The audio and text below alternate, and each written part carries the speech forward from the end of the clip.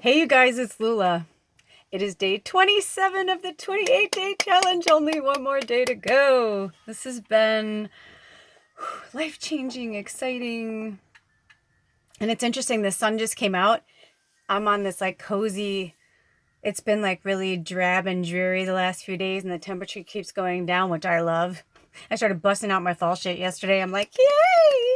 So I brought out my vintage girl because I bought her. I got this last year at Psychic Sister after I came back from Chicago. So I haven't really worn her that much yet. Anyway, I digress. So welcome. Today's topic is conformity. And the irony is, conformity breeds anarchy. So this is like a big plan, right? I mean, we're pretty intelligent beings, most of us. Especially now, we're all waking up. We're all waking up, right? We're waking up and we're realizing that conformity is bullshit. Who wants to be exactly like somebody else? I mean, I spent way too many years of my life trying to emulate people. If it wasn't my big sister, it was, some movie star or and I think it's wonderful to have people to look up to and to strive to be like. But when we try too hard to be like somebody else or emulate their essence in any way, I mean, that is crazy, right? So anarchy, and why this topic is coming up, because I have a chapter in my book called Kelly with an I, because it's cuter. Because when I was younger and I was a cheerleader, I loved it. I loved cheerleading, especially because I found it when our household was like really at the most tumultuous time ever. So it was good. It kept me out of the house, away from, the trauma and the drama and the pain and the suffering. So that kind of unity was really good for me. But as I started to get older, when I was younger, to be a cheerleader, you just had to, your parents just signed you up. You didn't have to audition or anything. It's like for the town. So everybody got in kind of thing. And our team, fucking Tinley Park Bulldogs, man, we were the shit. We were the shit. We won. Remember, man, I can't even, my Bulldog sisters know, we have a sisterhood that you can't even, anyway, I digress. That was beautiful. So I had that kind of life, right? I had that kind of beautiful sisterhood with my cheerleaders. Then I go to, and even in junior high, I had to try out, but it was kind of a no-brainer. All of us were Bulldogs because we're all really good cheerleaders, but we're all, had different gymnastic talents and abilities and gifts and stuff. So we were great. So then my parents got divorced and my parents changed, and my brother went to one high school. I went to another high school. And it was really sad because when I got there, I thought, oh, I'll be a cheerleader. And I was so lost. I was in such a rough place with my parents' divorce and moving to a new place. And I knew some people, but it was still not my core group of people I grew up with. So I go to audition, try out, whatever, for cheerleading. And somebody says, oh, you can do gymnastics. You're going to get in anyway. And I said, what do you mean? And they're like, well, you can't even make it if you can't do a back handspring. You have to be able to do all these different, they compete. This is like a sport, and I was like, oh shit. And I remember being so sad for my friend Carrie, because I was like, oh no, Carrie couldn't do that shit. And I was like, she's not going to make it. And long story short, I watched people I love not make it. Carrie was in cheerleading, a bottom's a little different thing than it is in some other cultures now, and I'll just leave it at that. But Carrie was my bottom. Meaning she was tall and she was strong. She was a butterfly swimmer. She was so fucking strong. She was just solid muscle. So here I was, this pint-sized person. She was the only one that could really hold me because I wasn't fat, but I was solid too. And a little thick, But I used to be able to climb on top of Carrie and do flips off the mounds. So, when I got on this team, I was super sad because though they were athletes and I looked up to them and I was like, wow, this is gonna be a fucking kick-ass team.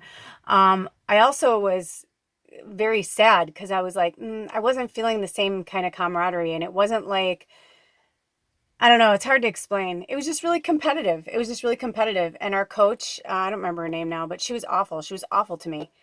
And so we had to wear, they put our names on everything.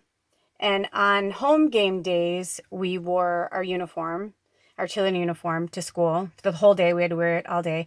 And then for away games, we wore tracksuits. And so they had our names on them, you know. And I'll never forget when mine showed up, and I was so excited because I was like, cool. I was like, oh, I'm official, you know, I'm going to be official, you know, Andrew Thunderbolt cheerleader, you know, a high school cheerleader. I'd made it, you know. And I look and all of my stuff is Kelli. And I was like, what the fuck? And I went up to her, I think her name was Mrs. Suter or Sutter or something like that. And I said, they misspelled my name. I'm like, my name is with a Y. And she goes, oh no, well, we just did it with the I because we thought it was cuter. I was like, but it's not my name. She's like, it is your name. It's just a different spelling. She's like, it's so much cuter. And I was like, but it's not my fucking name. Like, I got really pissed. And we didn't get along anyway because she was so bossy and like everything had to be her way. It was just so, it was too conform. It was too much conformity for me. And I was like, I can't do this. On Bulldogs, we were all different. We were all different. I mean, obviously we had like little cliques here and there, but we all loved each other and we were like sisters. And it was like, nobody would ever think to change the spelling of my name unless I asked them to or requested it or they said, what do you think? So I was like fucking blown away by that. And honestly, it was the end of the beginning of the end. I made it through football and I made it through part of basketball. And I think I even walked off like during a game and I was like, fuck off, like to my coach where I was like, I can't do this one more day. I think I went and got fucked up with my friends because I was trying so hard to like redo my life. But at every fucking corner, I was already struggling like with my parents and myself, and people were starting to party more in my age group and I was starting to party more. And it was just getting out of control. And I could tell she just didn't like me. I was a bad girl and she knew it. She was just like, or she wanted, you know what I mean? It's like I had this, you know, people knew my family and things about my dad and stuff. Word travels fast. It was the same town, but we were, you know, just a newer high school. But, you know, this was my experience and this is how I went through it. And I realized like, you know, that's when I started to fall apart. I was like 14 and I remember I was like, what the fuck? I mean, you're going to change the spelling of my name? Am I a fucking robot? I was like, what in the world? And then, you know, it's funny because I slowly became an anarchist. I didn't go from dressing like a cheerleader in a fucking cheerleading uniform going to school to, you know, wearing a chain from my nose to here and, you know, black nail polish and ripped jeans and my hair, you know, 5 feet off my head. You know, it's like that happened to me because I slowly was being ripped apart of my identity in every way, shape, and form. I mean, my parents were barely keeping themselves together, so I was like an afterthought. My sister was like, bye-bye, you know, and who's to, you know, can't blame her, you know, she'd graduated from high school. She didn't want to be somebody's mama. She wanted to go live her life and do her thing. And my brother was living with my dad, and it was just like, my family just scattered to the winds when we got divorced. Freudian slip, sad. So, you know, it's interesting. I've been thinking a lot about this, you know, and the conformity and how our identities change and evolve because of this conformity. And the irony of the conformity because we become anarchists because we don't want to conform, because conforming feels wrong. When we are in touch with ourselves, when we are in touch with our psyche and our heart and our mind and our soul, like when we're in touch with those things, we know when something feels wrong. But if somebody keeps telling you, like, I remember I'd say to my mom, I talk about psychic stuff, or I'd bring up memories. Every time I could, because I moved away from home so many times, and then I'd come back and I'd have these long talks with my mom, and I'd be like, you remember when that happened? And she'd be like, that's not how it happened.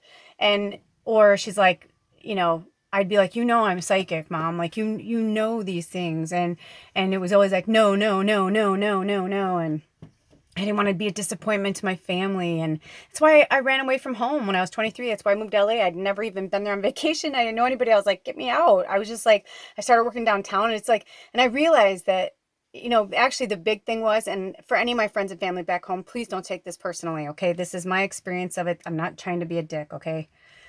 But I remember going to this bar called Fat Sam's, and it was this kind of like a local bar. Everybody hung out there.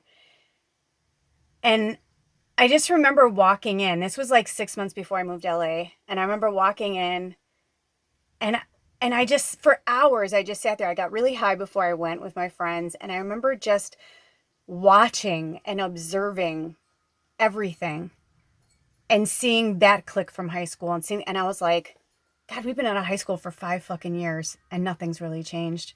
And I was like, if I don't get out of here, this is what's going to happen to me. I'm like, I'm just going to become like everybody else. I'm not going to have any fucking identity. I'm going to have to conform. I'm going to have to get married and have kids and all these have tos. I was shitting all over myself. And it was like oxygen. I knew I had to get out. And then when I started talking about it, it was when my friends and family were fucking with me. And they're like, oh, you never finish anything. Or yeah, okay, you're all talk. You're not going to actually do it. That every single person, I took it more and more as a dare. And I'm like, yeah, fucking watch me. I'm like, you want to see? Watch me. And then it was interesting because when I didn't make it by a certain time, or I started backing off on my auditions and stuff, everyone's like, see, I told you weren't going to make it, or, it's really tough out there, or don't be so hard on yourself. I mean, it's like 1 in a million and blah, blah, blah. And yeah, you're a big fish in a small pond here, and so I was like, yeah, they're right. And I just listened and listened and listened.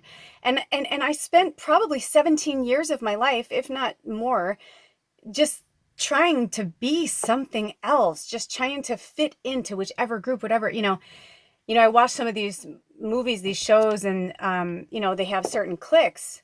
And I remember thinking, yeah, I had certain cliques I hung out with more, but I was really friends with everybody. I think that was my favorite part about me when I was in high school, is that I was just like, I fought for the underdog. Even if a popular asshole was, whatever, getting picked on, I'd be like, all right, enough. Like, come on. Um, and I found the only way for me to really fit in was to be fucked up. Because when I got fucked up, my mean demon came out. And then I'd be an asshole to people. And I was known, and then I got known for, I had a few big fights, fist fights, and they were pretty epic. And yeah, I've never lost a fight, but it became like this weird thing where, like, I was known, I was famous, I was known in my school for like, don't fuck with her. She'll kick your fucking ass. Not a bully, but like, just don't fuck with me. And it in the beginning, it was like kind of cool because I was like, good, because I was so little, I was like just a little over 5 feet, and I was like, it was good. I was a freshman in high school. I'm like, cool, let me, and the person that I went to fight was so much taller than me, so that helped that I won. But my brother and my dad always taught me, if you kick the feet out from underneath somebody, when you're on the ground, you're all the fucking same size and the same height. Well, the same height. Anyway, not that I'm encouraging fighting. I'm just saying, like, the sad thing behind that people didn't really, not everybody knew, was my dad beat the shit out of my mom. My brother and I beat the shit out of each other. So I was only a good fighter because it was like living in a fucking, survival mode in my house. That's sad. So every time I tried to break away and be my own person or be an individual, it wasn't accepted. I was torn down. I was told, this or that, and I know my brother and sister didn't mean to hurt me, but, when I was younger, they kept telling my nieces and nephews when they were little, they would call me Crazy Aunt Jenny. Now, any of you are from the Brady Bunch era, Crazy Aunt Jenny wasn't somebody you wanted to be. The whole point of the show that was awesome in the end was that even though Crazy Aunt Jenny wasn't like everybody else, and she had pictures from her in Egypt and riding a camel and all this crazy stuff, and here's the Brady Bunch, fucking vanilla as vanilla can be, and oh, Crazy Aunt Jenny, because why? She's not living like a fucking militant aunt every day. I was like, what the fuck? But unfortunately, the way that my brother and sister said it made it sound like I was crazy. And it was always like, oh, you're crazy like grandma. And so, when you keep getting told these things over and over and over, you start to fall apart. I was so fragile. I was so sensitive. I wasn't, and the irony is that everybody would say, you're so sensitive. Stop being so sensitive. And because I was tough on some fronts, but I was sensitive on others, I was like this conundrum to everybody. It was like, well, are you a tough chick or are you a wimp? You know, my dad would be like, you're gonna fucking do it, or you know, I'd be like, no, yeah, I'm gonna do it, you know. And I love them. Don't get me wrong. I love everybody. I am a tough badass because of it. However, I'm also going through so much shit and turmoil because of it. Because I would have been this person. I was happy to be this person. And when some people from high school, you know, a few years ago, I ran into some people and they were like, "Oh, it's so awesome that you're like exactly that crazy kooky. Like I love it. I love it." And I thought to myself, well, they loved it, but there was also, I think, a part of them that resented me for it. And I've had to walk a really interesting tightrope. And every single generation, we, you know, blames the one before, Mike and the Mechanics.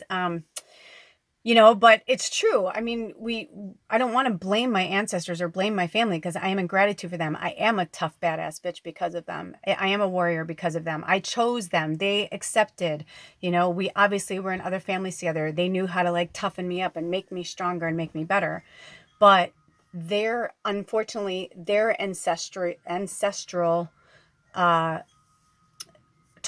speak, languaging that is carried on from our families, generations in our families, they just said what they were programmed to say, what they heard, and what their parents heard and their parents heard, and so on and so on and so on. And so with each generation, we break the cycle. At least we try to.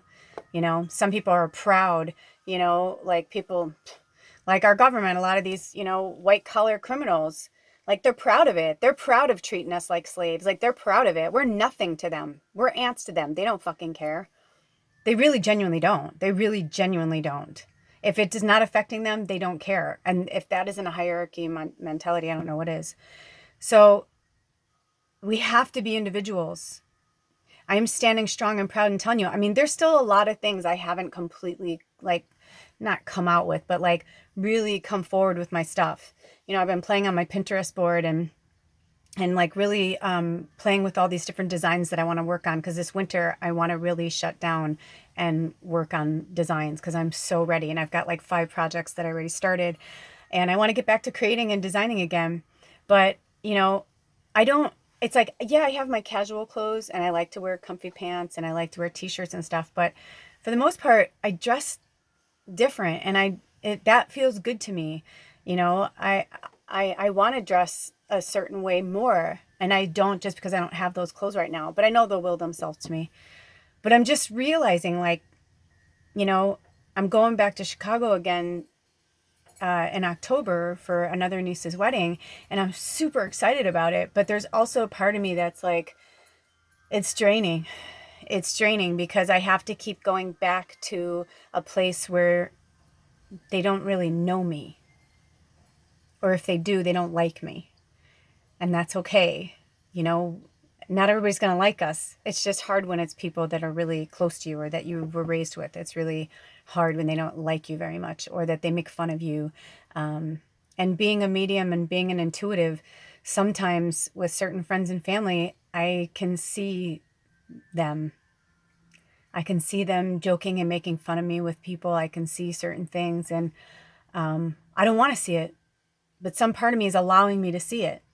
I try to shield myself from, I don't want to know people's personal stuff. It's none of my fucking business. And what people think of me is none of my business. Honestly, I don't want to know. I don't care. It doesn't matter to me. However, sometimes when it shows itself, I'm like, that's interesting. It's more for me to really truly know who they are so that I maybe stop treating them with this, like always be kind, but maybe not be so overly kind and protect my energy and not give it to those people. Just don't give it to those people. They don't deserve it. In my world, they don't deserve to be in my world if they're going to make fun of it or make fun of me. So the conformity and the anarchy are one and the same. They try to make us conform to this make-believe world that they've created thousands of years ago. Okay? They've created this world. We're all waking up and saying, no, I don't think so. So when we start to wake up, why do you think witches were burned? It wasn't, first of all, there were hardly any witches that were burned because they ain't fucking stupid. Most witches are extremely intelligent. Real natural witches are incredibly intelligent, most of them, and they would not get caught. they would feel it, especially with if they're, really honing in on their psychic ability like I do. I can sense when certain things are happening or certain things are coming. You would know. And I mean, but I'm sure some did get burned or they were, cornered or tricked or something. And there's also where, the 1%, you think they're not using dark witches to try and glamour us or try and, you know what I mean? I had someone recently who like tried to break my magic and tried to glamour me. And I was like, you're not going to fucking glamour me. You're not going to glamour me. You're not going to, I see you for what you really are. I see you for who you really are. And that scares the fuck out of people. So people like the 1%, they don't want people like me to keep talking. They want me to shut the fuck up. That's why John Lennon was killed. That's why JFK was killed. I mean, there are so many people, Martin Luther King. I mean, I can go on and on in history of people who've been murdered and killed and whatever, because if we, fuck up their little plan and their little chain of money and keeping us, slaves and, look at the monkey, look at the monkey. Sure, you can play with your crystals and that, but make sure you pay your taxes and you don't cause any trouble and you zip it up and, no. So conformity and anarchy go hand in hand because the anarchist becomes an anarchist for a reason. And it's from some type of conformity. Fucking Kelly with an eye is cuter. I wanted to put my foot so far up her ass, especially back then. I was like in such a, I could feel even right now. It's like, look, listen to what I just said. I don't even talk like that anymore. It's my Southside Chicago coming out. I can buy it, honestly. It's my warrior mentality. It's my fight for my rights and myself. That's the whole point. We need to fight for ourselves and fight for who we are. Be who you are. And be who you are at all costs. At all costs. We have to be prepared to die for it. I'm prepared to die for it. Because you know what? They just make me a fucking martyr. And these videos would get like put up and people would be like, oh my gosh, and look at you trying to, and then they fucking killed her. I bet they fucking killed her. And I'd become a conspiracy theory. And then I would just go back into my archangel form and I would just, be working around as an angel because we just go from one energy to another. But yeah. Think about what I said today. Think about my stories. It's interesting. I've been through so much. And with each life lesson, I learn more about myself. I learn more about the world that we're living in. Especially now, I'm learning more about the universe. And I realize how trivial this all is and how such a small trinket of time. But at the same time, it's also thousands and thousands of light years to other beings, our little time on earth. So there's so much. Don't conform. Stop conforming. If you want to wear that dress, wear that dress. Somebody wants to say something shitty to you. When I was really concerned about how I was going to handle certain family things last year, one of my shamans said, I just need something to say. I just need something to say. When people I go, because I know that it's because I was raised in a very combative environment. I said, it's my first instinct to respond. Like, if somebody says something negative or nasty, it's my first thing to be like, phew. And there's so much going for the jugular the way I was raised. So I was like, oh, I don't want to be that person. I didn't want to have to go there with my family because I love them so much. And I was like, fuck, I just want to love you. Just let me love you and just love me for me. And can we please just love each other, And so she said, say, I'm sorry you feel that way. I said that 3 times to a family member last year at the wedding. When they kept coming at me, I just said, I'm sorry you feel that way. I'm sorry you feel that way. And the funny thing was, by the 3rd time, I really meant it. It was interesting. And they kept coming for me and they kept coming for me. And I was like, wow. And then I just pitied them and I felt sad, and not pitying like I'm better than them. Just like, man, that fucking sucks that you're so miserable inside that you have to make fun of me or that you have to put some dig at me.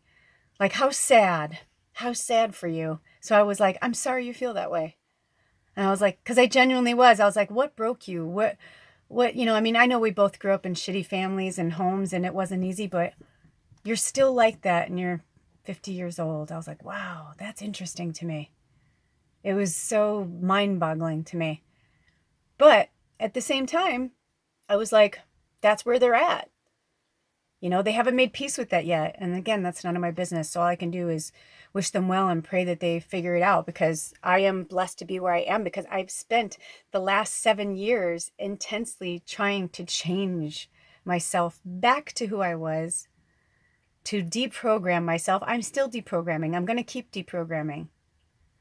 But it's also not an accident that I'm, drawn back to my family and friends and where I grew up. Last year, when I was where I grew up, oh my gosh, I found out so many things about myself. I went through so many things while I was there. I was in the Midwest for 33 days. And I grew up in Chicago, but I have family and friends from Milwaukee through Chicago through Indiana and up in Michigan. And I was going back and forth like a pendulum, seeing, friends and family and stuff. And I went and spent time with a family member I hadn't seen in years, from my dad's side of the family, who like knew my mom, and my dad, like she like remembered like their whole courtship and like the whole thing, and when they first got married, and my dad hitting my mom, and just her telling me stories about my family. It was fascinating. It was fascinating. So I'm grateful for all of it, because it's all soul retrieval, and I'm going back for more soul retrieval, but the conformity part, it starts with our friends and family, and it's not their fault. We've all been programmed this way for a really long time. So we have to forgive that, forgive ourselves, forgive them, because, forgive for they know not what they do. That is so true. It's so fucking true. Because somewhere inside of them at some point, they must feel that they know that they're being harsh, or that they're, but they can't face that part of themselves yet. And hopefully they will. And all you can do is pray for that. You can pray for that to happen. Because the more I'm let going of pains and sufferings and things I did and things that happened to me, I am just becoming so much happier, so much more grounded. So I wish that for everybody. It's getting long again. I love you guys. Have a blessed evening, a blessed morning, or whenever you watch this. And tomorrow's the last day. I don't know what it's going to be. I wanted to go live, but I don't think I'm supposed to. I wanted to go into the woods, but I'm not feeling that either. So I don't know what's going to happen. I'm just going to wake up and let the day take me and decide. So I'll see you tomorrow for the last day. Blessed be. Oh,